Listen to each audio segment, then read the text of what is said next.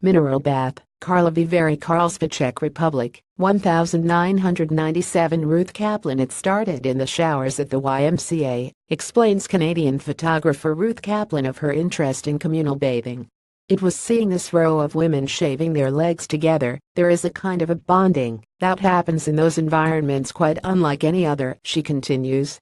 Such was her fascination that over the period of 12 years between 1991 and 2003, Kaplan traveled the world documenting the nudist colonies of California, the hammams of Morocco and the saunas of Poland, where the unsettling history unique to that part of the world hung in the droplets of steam. Inevitably, immersing herself so deeply in a project resulted in Kaplan's own participation too. I'd be a participant. I would never ask the permission of the owners of the retreats. I'd take the camera after a few days, and then would start to ask the people for the permission to photograph them. So every environment I shot in was a bit different in that way, she recalls. A newly released photo book titled Bathers narrates Kaplan's experiences through a series of black and white photographs.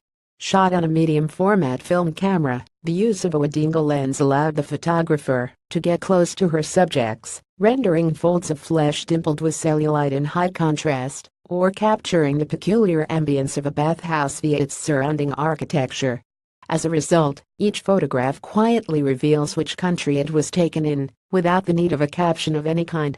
At California's Harbin Hot Springs, the viewer gets a sense of the utopian attitudes of its bathers, a hangover from the summer of love, while in the spaces of Eastern Europe, a palpable sense of disquiet pervades.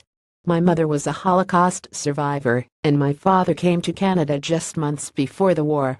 So I had a lot of ideas of what I might find there before I went, says the photographer.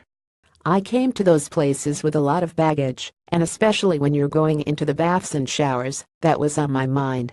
But there were so many other things at play. People were just coming out of the other side of these terrible regimes, and having a camera kind of triggered certain things for people. There was a kind of a darkness to it, but also a real warmth in some cases.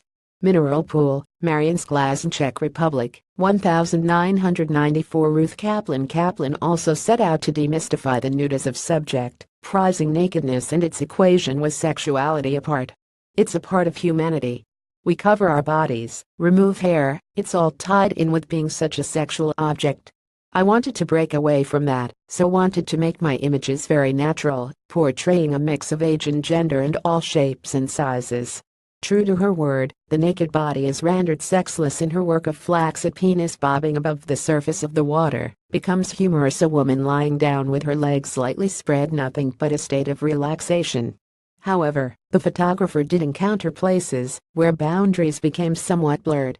The only baths that had aspects of sexuality in an open way were in California. They do these flotation massages, but everyone was going around saying, "Can I float you? Can I fuck you?" There was nothing aggressive about it in any way, but it was certainly in the air.